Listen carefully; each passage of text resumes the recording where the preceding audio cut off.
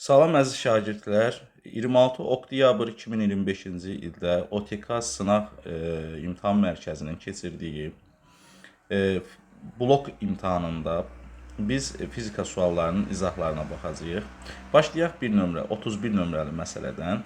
Deməli, yerin süni peykinin dairəvi orbitinin radiusunu 2 dəfə artırdıqda onun mərkəzə qaçma təcili necə dəyişəcək?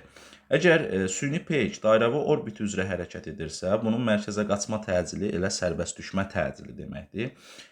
Və biz radiusu artırdıqda təbii ki, sərbəst düşmə təcili yerdən olan məsafənin kvadratı ilə, yəni radiusla tərs mütənasib asılıdır. Onda J bərabərdir böyük J böl M vurulsun R'in kvadratı. Buradakı R'i biz orbitin radiusunu götürürük və radiusu 2 dəfə artırdıqda sərbəst düşmə təcili, yəni mərkəzə qaçma təcili 4 dəfə azalacaq. Cavab olacaq A variantı. 32 nömrəli məsələ. Üfüqi səthdəki cismə üfüqi istiqamətdə sabit F dartı qüvvəsi təsir göstərir.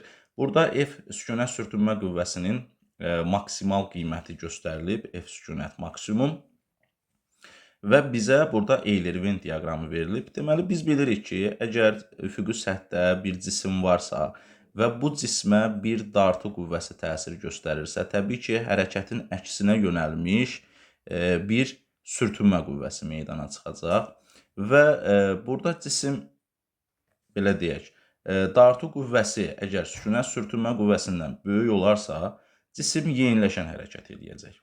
Yox, əgər sükunət sürtünmə qüvvəsi dartı qüvvəsindən böyük olarsa, onda daha doğrusu sürtünmə qüvvəsi dartı qüvvəsindən böyük olarsa, bu zaman cisim yavaşlayan hərəkət edəcək. Amma burada gördüyümüz kimi sükunət sürtünmə qüvvəsinin maksimal qiyməti verib.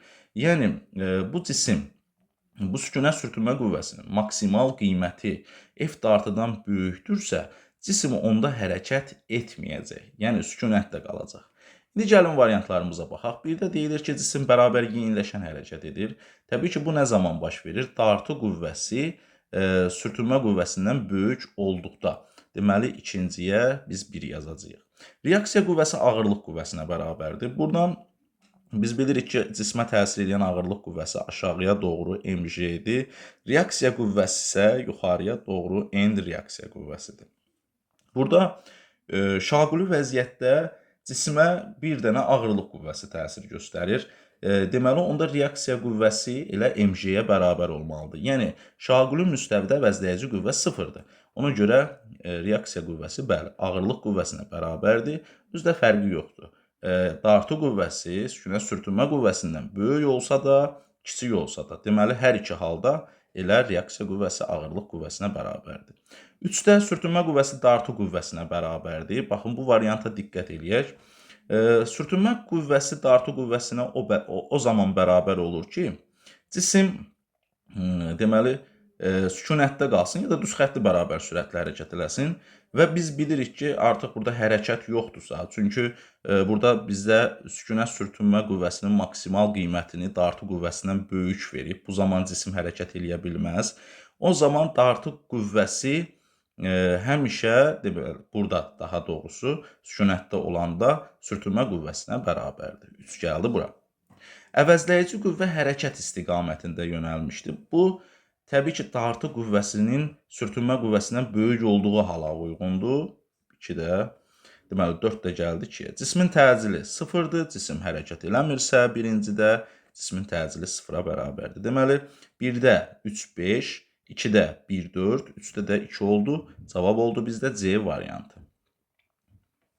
33 nömrəli məsələyə baxaq.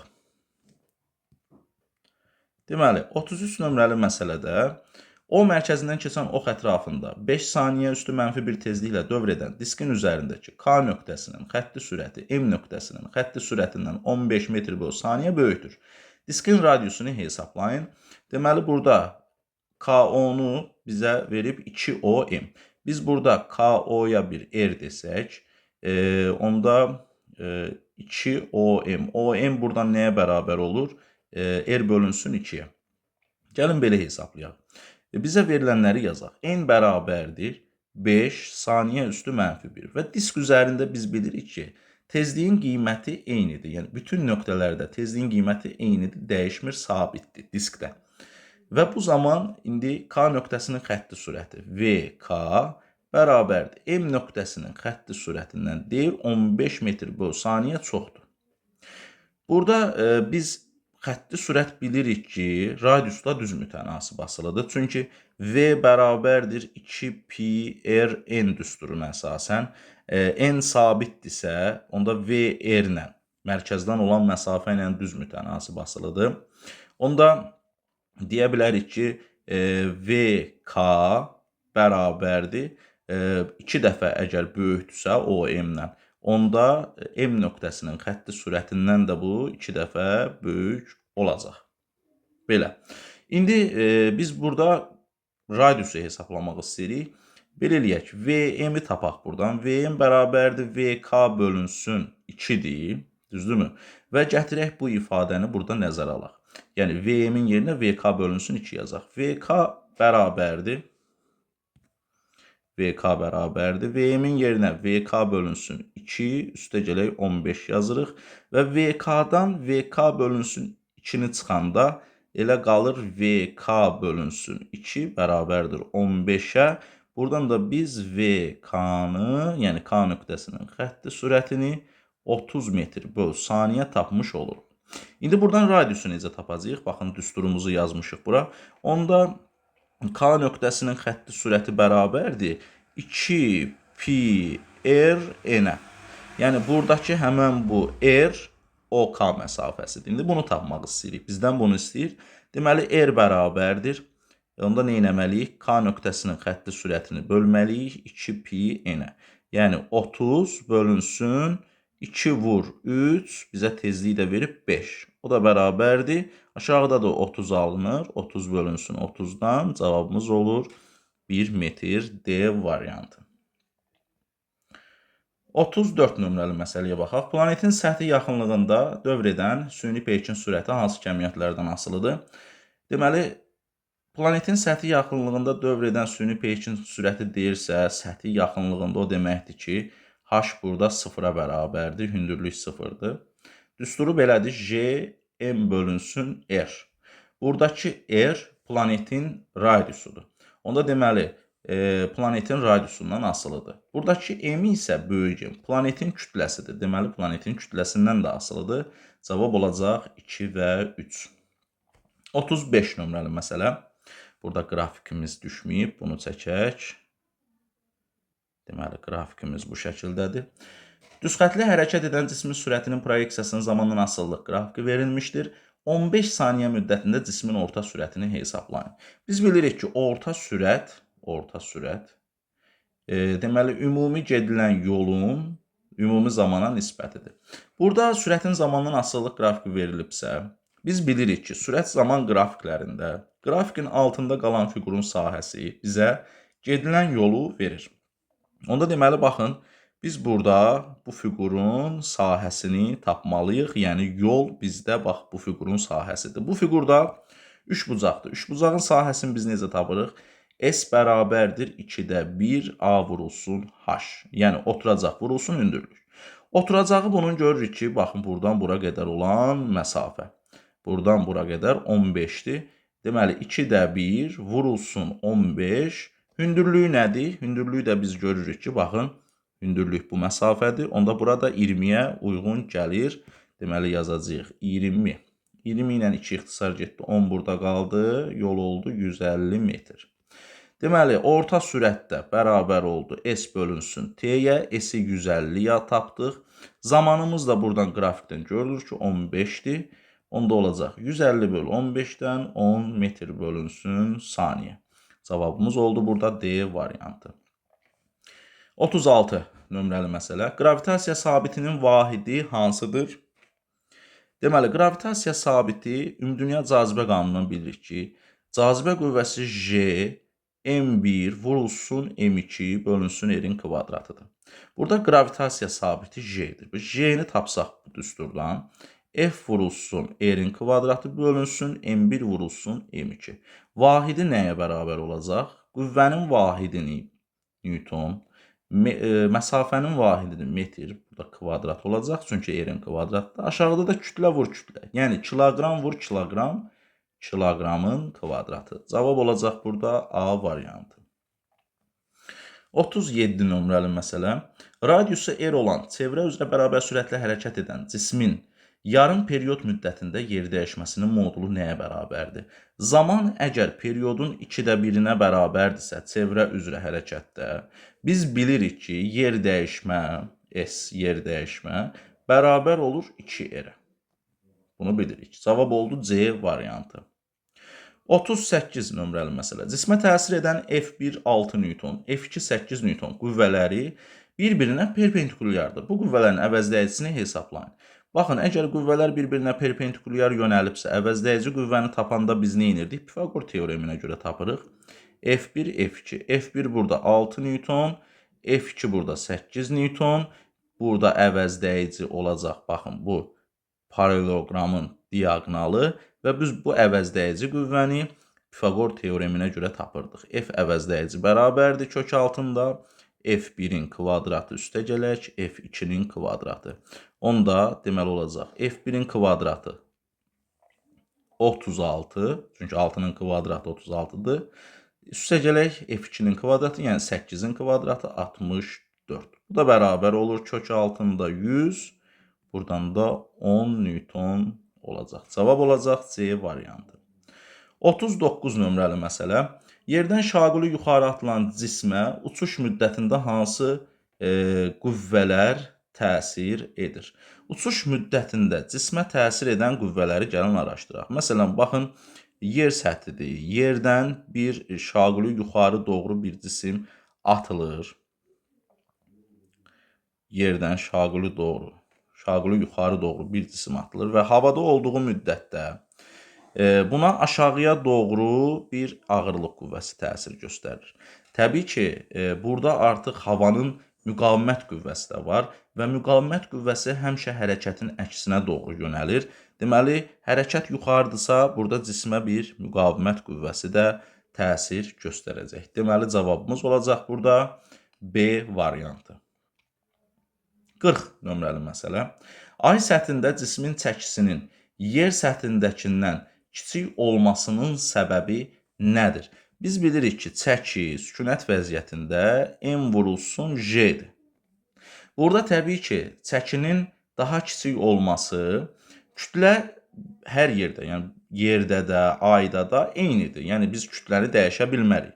Çəkinin kiçik olması buradakı bax bu sərbəst düşmə təcilinin və yaxud da qravitasiya sahəsinin intensivliyinin kiçik olması deməkdir.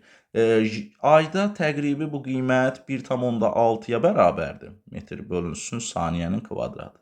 Yerdə isə 10-a bərabərdir. 10 metr böl saniyə kvadratı.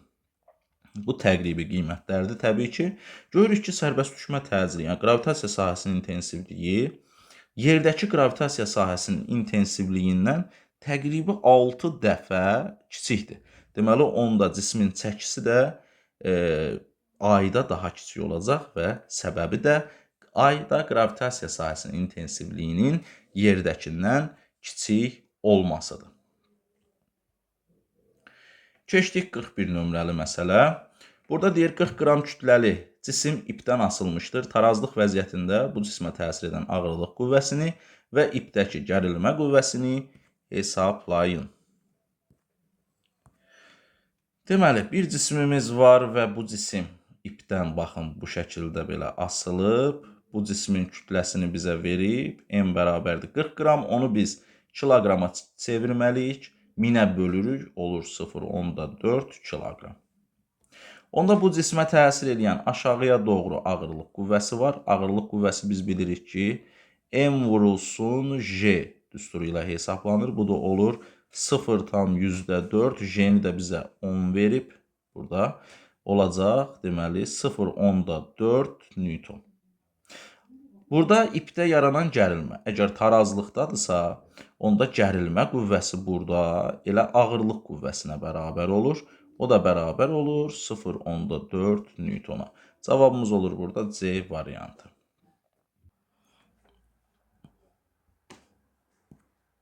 Deməli, 42 nömrəli məsələ. Sürətləri V1 bərabərdir 20 metr böl saniyə və V2 bərabərdir 15 metr böl saniyə olan iki avtomobil eyni istiqamətdə hərəkət edirlər. Müəyyən anda ikinci avtomobil birincidən 500 metr öndədir.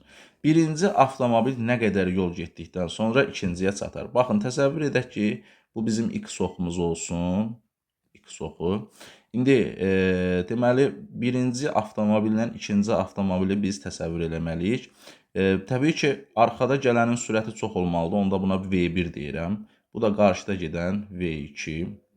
Və bunlar arasındakı məsafə dedik ki, nə qədərdir? 500 metrə bərabərdir. Onda, məsələn, bunun koordinatını mən x0 qəbul edirəmsə, ikincinin koordinatını x0 üstə gələk 500 kimi qəbul edirəm. Çünki bunlar arasındakı məsafə 500 metr verib bizə. Və birinci avtomobil nə qədər yol getdikdən sonra ikinciyə çatar. Birinci, bunların görüş müddətini tapmalıyam. Ona görə koordinatları bir-birinə bərabər eləməliyəm. Birincinin koordinatını yazanda, koordinat tənliyini yazanda yazmalıyam. Birincinin başlanğıc koordinatı üstə gələk V1T. İkincinin koordinatını yazanda x02 üstə gələk V2T. Buradan görürəm ki, birincinin başlanğıc koordinatı x0. Üstə gələk, V1-imiz nə qədərdir burada? 20. Deməli, olur 20T. İkincinin başlanğıc koordinatını nə qədər verib? x0 üstə gələk 500. Üstə gələk V2. Deməli, 15-dir, 15T. Bəli, bunlar bir-birinə bərabər olsa, bunların görüşdüyü zaman anlarını taparıq. Deməli, onu da bərabərləşdirsək, deməli, x0 üstə gələk 20T bərabərdir. x0 üstə gələk 500 üstə gələk 15T. x0'lar buradan islah olunur. Deməli, 20T bərabər olur. 20T bərabərdir 500 üstə gələk 15T-yə. Buradan 20T-dən 15T-ni çıxıb 500-ə bərabər eləyirik. Olur 5T bərabərdir 500-ə.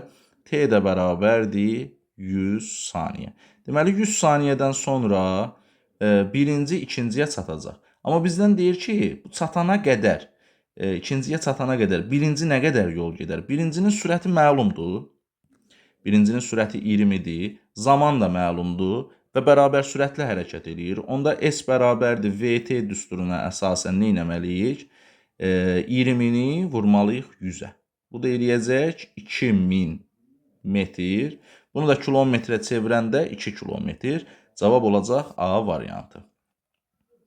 Dinamometrin iş prinsipi hansı qanuna əsaslanır? Təbii ki, dinamometrin iş prinsipi biz demişik ki, Hooke qanununa əsaslanır. 44 nömrəli məsələ. Düzxətli hərəkət edən cismə təsir edən qüvvələrin əvəzləyicisi 0-a bərabərdir. Cismin yer dəyişməsinin proyeksiyasının zamanla asıllıq qrafiki hansıdır? Düzxətli bərabər sürətli hərəkətdə S bərabərdir, Sx bərabərdir, Vx vurulsun T'dir. V burada sabitdirsə, Sx T'dən burada düz xətti asılı olacaq. Cavabımız olacaq A variantı. 45 nömrəli məsələ. Sükunətdə olan vaqonun tavanından asılı olan lampa şaquli vəziyyətdədir. Vaqon düzxətli yeniləşən hərəkətə başladıqda lampa necə hərəkət edər? Baxın, deyək ki, bir vaqondur və bunun içərisində bir lampa asılıb, hal-hazırda bərabər sürətli və yaxud da sükunət vəziyyətindədir. Əgər bu bir təcil alarsa, yəni hərəkət eləyərsə, birdən təcil alarsa, bu lampa öz ətalətliyini qoruyacaq. Yəni, lampa başlayacaq hərəkət istiqamətinin əksi istiqamətdə hərəkət eləməyə, hərəkətinin əksinə hərəkət eləməyə. Bu, ətalətliyini qoruyacaq və arxaya doğru hərəkətin əksinə yönələcək. Bunu, məsələn, nəyə bənzətmək olar? Biz maşında gedəndə, maşın birdən sürətini artırırsa, biz oturacağa sıxılırıq, arxaya tərəf hərəkət edirik. Yəni, əvvəlki hərəkətimizi biz, hərəkət sürətimizi saxlamağa çalışırıq. Yəni, öz ətalətliyimizə görə arxaya doğru hərəkətə meyil edirik. Deməli, burada lampa hərəkət istiqamətinin əksinə əyilər.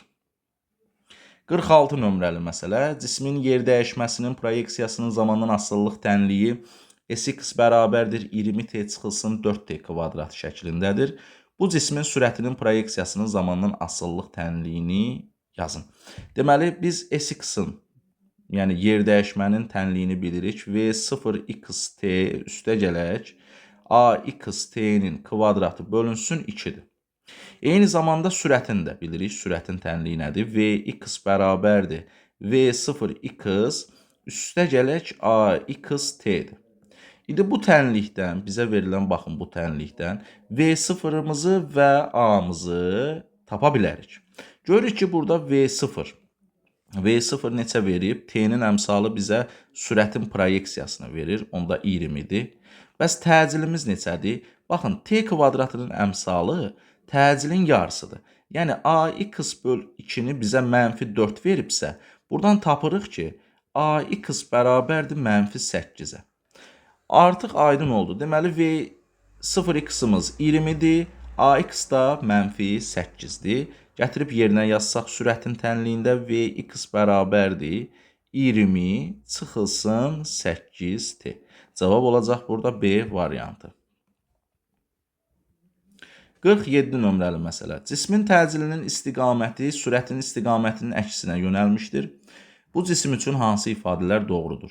Deməli, deyək ki, sürət sağa doğru, təcil isə sola doğrudur. Yəni, əks istiqamətlidir və bu cisim bilirik ki, yeniləşən hərəkət edər və hərəkət istiqamətləri burada təcillə sürət bir-birinə əks istiqamətli yönəliblərsə, onda cisim düzxətli hərəkət edəcəkdir. Yox, əgər sürətlə təcil bir-birinə perpendikulyar olsaydı, onda təbii ki, biz bunu harada öyrənmişik? Çevrə üzrə bərabər sürətli hərəkətdə. Onda cisim əyri xətli hərəkət edərdi.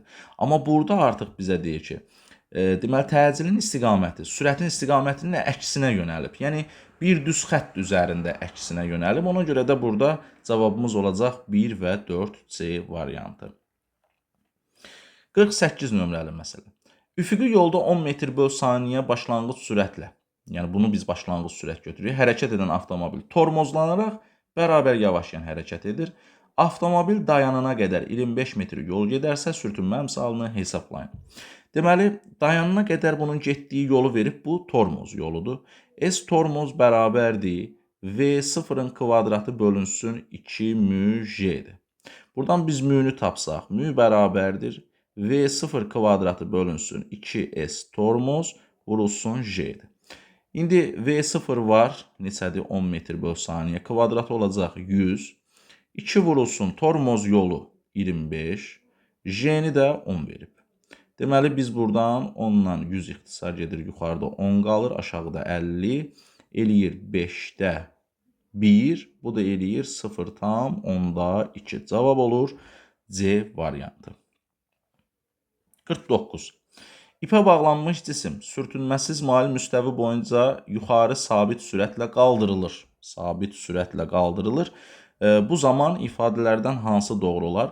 Baxın, təsəvvür eləyək ki, bizim bir mail müstəvimiz var və bu mail müstəvinin üzərində M kütləli cismimiz var. Bu M kütləli cismə təsir edən qüvvələr hansılardır? Biz bilirik də.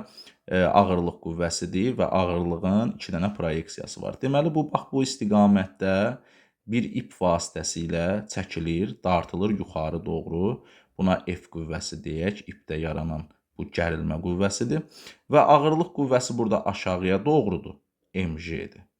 Bir də buna təsir edən, baxın, bu istiqamətdə meyl bucağı alfadırsa olur mg sinus alfa.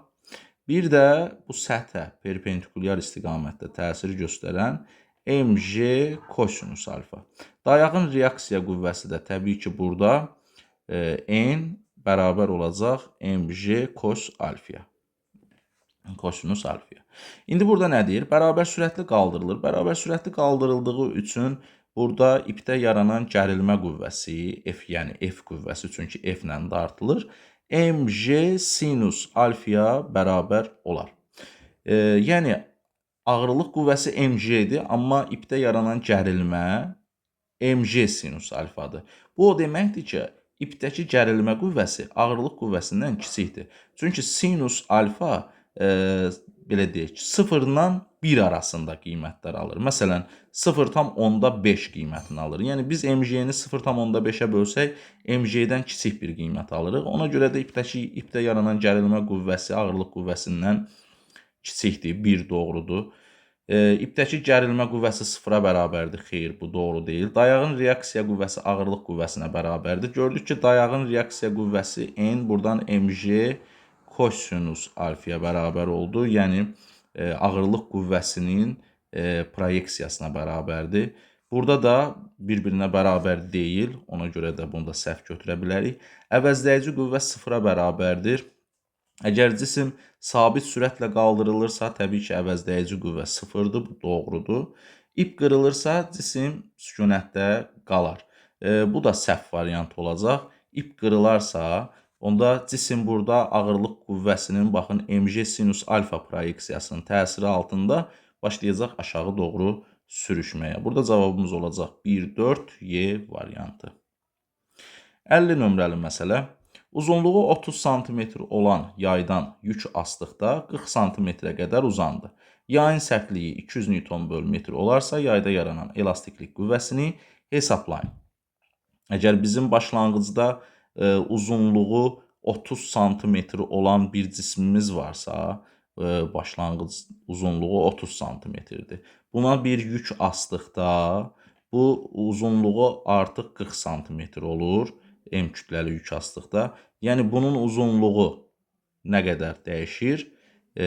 Deməli, 10 sm dəyişir. Baxın, 40 sm olursa sonra bunun uzunluğu. Deməli, biz burada mütləq uzanmanı artıq 40 çıxılsın 30-dan 10 sm götürə bilərik. Deməli, x bərabərdir 10 sm. Bunu götürdük. Bunu metrə çeviririk 0,1 metr. K-nı da bizə verib 200 Newton bölünsün metr. Elastiklik qüvvəsini hesablayanda bilirik ki, K-nı X-a vurmaq lazımdır. Yəni, 200 vurulsun 0,1, bu da eləyəcək 20 Newton. Cavab olacaq D variantı. 51 nömrəli məsələ. Hansı ifadələr doğrudur? Əgər cismə yalnız bir qüvvə təsir edərsə, onda cisim necə hərəkət edər? Təbii ki, əgər cismə bir qüvvə təsir göstərirsə, bunu tarazlaşdıran heç bir qüvvə yoxdur. Ona görə də əvəzləyici qüvvəmiz artıq müəyyən bir qiyməti olacaq və cisim artıq bir qüvvənin təsiri ilə ya sürətini, belə deyək, sürətini artıracaq, yəni təcillə hərəkət edəcək. Dəyişən sürətlə, yəni sürətini biz burada dəyişəcəyik, dəyişən sürətlə hərəkət edəcək. Bərabər sürətlə hərəkət eləyə bilməz, çünki bunu tarazlaşdıran başqa bir qüvvə yoxdur. Sükunətdə də qala bilməz. Cavab olacaq burada 1 və 2 B variantı. 53 nömrəli məsələ. M bərabərdir 10 kiloqram olan cisim meyl bucağı 37 dərəcə olan mail müstəvidə sükunətdədir. Dayağın reaksiya qüvvəsini hesablayın. Biz dedik ki, dayağın reaksiya qüvvəsi, baxın, mail müstəvi üzərində ağırlıq qüvvəsinin mg kosinus alfa proyeksiyasına bərabərdir. Meyl bucağı əgər bura 37 dərəcədirsə, onda burada ağırlıq qüvvəsi mg-dir. Bax, bura mg-dir. Burada mg kosinus alfadır. Və reaksiya qüvvəsi burada mg kosinus 37 dərəcəyə bərabər olar. Yəni, 10 vurulsun 10, kosinus 37-ni də bizə verib 0,8, bu da olacaq 80 Newton. 54 nömrəli məsələ. Verilmiş cismin aldığı təcilin ona təsir edən qüvvələrin əvəzləyicisinə asılı qrafiki verilib. Cismin kütləsi neçə kiloqramdır? Deməli, M bərabərdir, F bölünsün A-dır. Biz Newton 2-ci qanunundan bunu bilirik. O da bərabərdir F-i 40, A-nı 8 götürsək, 40 bölünsün 8-dən olacaq 5 kiloqram. 55 nömrəli məsələ. Yer səthindən H bərabərdir 2R hündürlükdə M bərabərdir 90 kiloqram kütləli cismə təsir edən ağırlıq qüvvəsi neçə Newtondur? Deməli, yer səthində buna təsir edən ağırlıq qüvvəsi F0 bərabərdir M vurulsun J-dir. Yəni, bu olacaq, deməli, 90 vurulsun 10-dan 9 Newton. Amma biz bunu hər hansı bir H bərabər 2R hündürlüyə qaldırdıqda, biz bilirik ki, ağırlıq qüvvəsi onda neçə dəfə azalacaq? 4 dəfə azalacaq. Çünki f bərabərdir j böyük kiçik m vurulsun böyük m r üstə gələk h-ın kvadratıdır. H-ın yerinə burada 2r yazsaq, onda ağırlıq qüvvəsi j m vurulsun böyük m bölünsün. Deməli 2r olanda olacaq 3, 9 dəfə azalacaq, olacaq 9r-in kvadratı. Deməli, onda h hündürlüyündə f0-dan 9 dəfə az olar. f0 bölünsün 9, o da olacaq 900 bölünsün 9-dan 100 Newton. 56 nömrəli məsələyə baxırıq. O x oxu boyunca düz xətlə hərəkət edən cismin koordinatının zamanla asılı qrafik verilmişdir. Hansı ifadələr doğrudur? Deməli, biz buradan görürük ki, baxın, cisim get-gedə, baxın, belə kvadratik asılılıqdır və biz bunu davam eləsək t oxuna yaxınlaşır. Deməli, hərəkətimiz yavaşlayan hərəkətdir və yavaşlayan hərəkətdə əvəzləyici qüvvə hərəkətin əksinə doğru yönəlir. Çünki yavaşlayan hərəkətlərdə biz demişik ki, sürət əgər sağa doğrudursa, təcil sola doğru, yəni bunların istiqamətləri əks olmalıdır. Təcil əgər sola doğrudursa, təcil həmişə əvəzləyici qüvvə istiqamətindədir. Ona görə sürətlə əvəzləyici qüvvə bir-birinə əks yönəlməlidir yavaşlayan hərəkətdə. Deməli, cavab 1 doğrudur. Əvəzləyici qüvvənin proyeksiyası müsbətdir. Xeyr, çünki burada görürük hərəkət x oxu istiqamətindədir. Sürət x oxu istiqamətində olduğundan qüvvə onun əksinə, yəni x oxunun əksi istiqamətdə yönəlir. Bu da o deməkdir ki, proyeksiya mənfidir. Deməli, cavab səhvdir. Əvəzləyici qüvvənin modulu sabitdir. Bəli, bərabər yavaşlayan hərəkətdir. Təcil burada sabitdir. Ona görə qüvvə də modulu sabit qalacaq. Bərabər yavaşlayan hərəkət edir. Bəli, bu da doğrudur. Cisim bərabər yavaşlayan hərəkət edir. Bərabər yeniləşən hərəkət etmir. 5 də səhvdir. Deməli, cavabımız oldu burada 1, 3 və 4. Gəldik 57 nömrəli məsələyə. Çevrə üzrə hərəkət edən cismin xətti sürətinin radiusdan asılılıq qrafiki verilib. Burada deməli biz tapmalıyıq period, tezlik, bucaq sürəti. Gəlin V bərabərdir. Xətti sürətin həm periodla olan, həm tezliklə olan, həm də bucaq sürəti ilə olan düsturlarını yazaq. Periodla olan düstur 2 pi r bölünsün t-dir. Sonra V bərabərdir 2 pi r n-dir tezliklə olan. Sonra V bərabərdir omega r-dir. Deməli, burada birincidə AB hissəsində görürük ki, V R-dən düz mütənasib asılıdır. V R-lə düz mütənasib asılıdırsa, baxın, V-nin R-dən asılılığı düzdür. Onda üçüncü kəmiyyət mütləq sabit olmalıdır. Məsələn, period onda neyniyər? AB-də. Gəlin, AB hissəsi üçün yazaq. Period dəyişmir, sabitdir. Sonra, V R-dən düz asılıdırsa, tezlik də dəyişmir. Tezlik də sabitdir. Omega da sabitdir. Deməli, AB hissəsi üçün biz period dəyişmir deyə bilərik. Yəni, 1-ə A. Daha sonra dəyişməyən kəmiyyətlər. Sürət dəyişmir. Y də bura aiddir. BC hissəsinə baxaq. Deməli, BC hissəsində görürük ki, artıq burada radius neyniyir? Radius sabitdir. Amma xətti sürət azalır. Deməli, radius sabitdir. Xətti sürət azalırsa, onda period neynəməlidir? Period artmalıdır. Period artdı. Daha sonra radius sabitdir. Xətti sürət azalırsa, tezlik neynəməlidir? Tezlik azalmalıdır. Daha sonra yenə radius sabitdir. Xətti sürət azalırsa, omega da azalmalıdır. İndi görək bu hansı variantlarda uyğun gəlir. Deməli, tezlik azalır. C. Bəli, doğrudur. Artıq başqa period artır, yoxdur. Keçdik CA hissəsinə. CA hissəsində görürük ki, burada sürət sabitdir.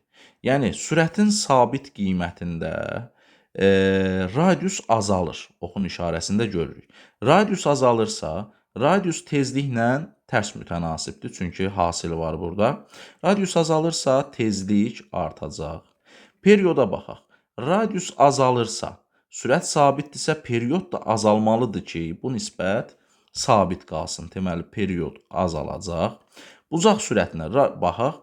Deməli, sürət sabitdir, amma radius azalır. Radius azalırsa omega da artmalıdır. Deməli, bucaq sürəti artacaq. Deməli, burada periodun azalması yoxdur.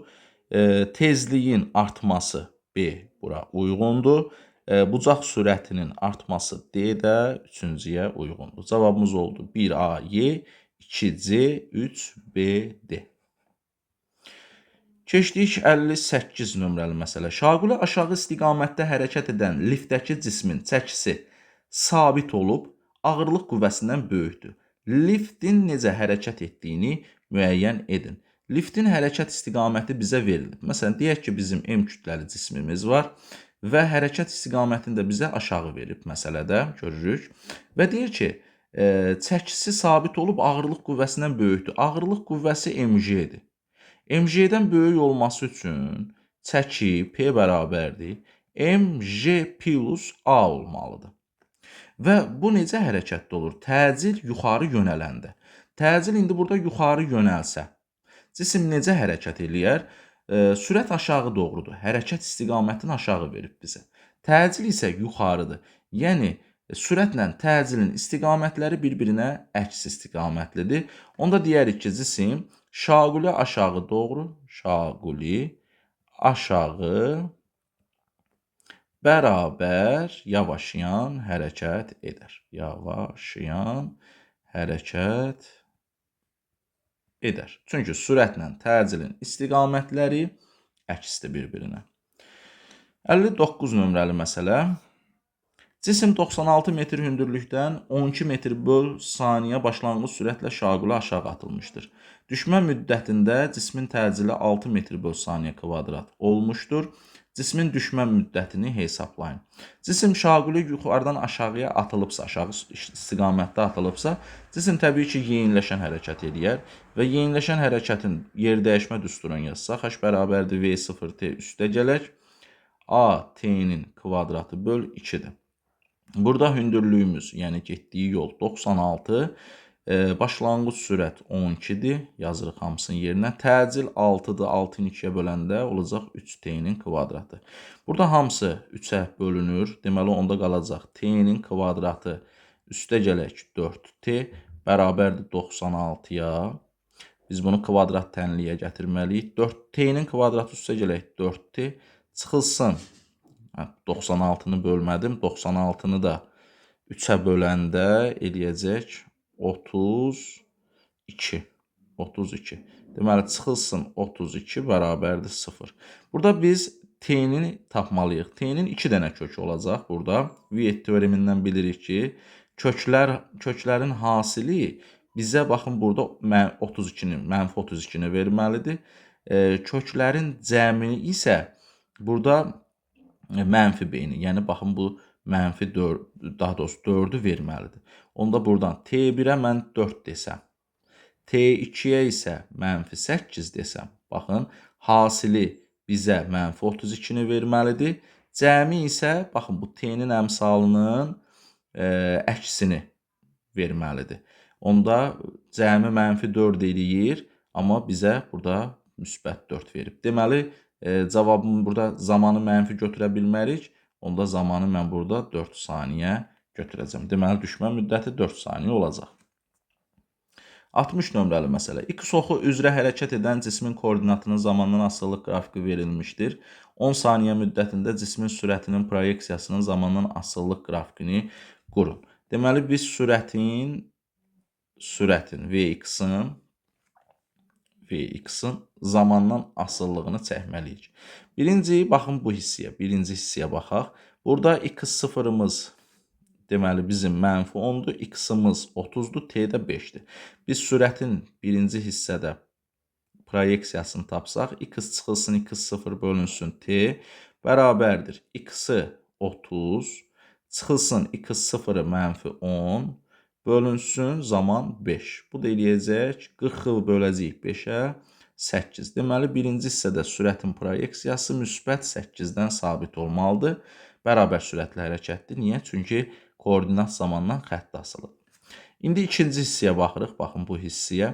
Bu hissədə başlanğıc koordinat 30, son koordinat 10-dur. Keçən zaman müddəti də 5-dir. Onda Vx bərabərdir yenə x çıxılsın, x0 bölünsün t-dir. Burada son koordinat 10-dur. Başlanğıc 30-dur. Keçən zaman müddəti də 5-dir. Deməli, burada da mənfi 20 bölünsün 5-dən cavabımız olacaq mənfi 4. Deməli, artıq hərəkətin ikinci hissəsində bu yenə sabitdir sürət, amma mənfi 4-dən sabit olacaq. Belə əziz şagirdlər, hər birinizə uğurlar arzu edirəm. Bu sualların da sonuna gəldik. Ümid edirəm ki, nəticəniz yaxşı olmuşdur. Sağ olun, gələn görüşlərə.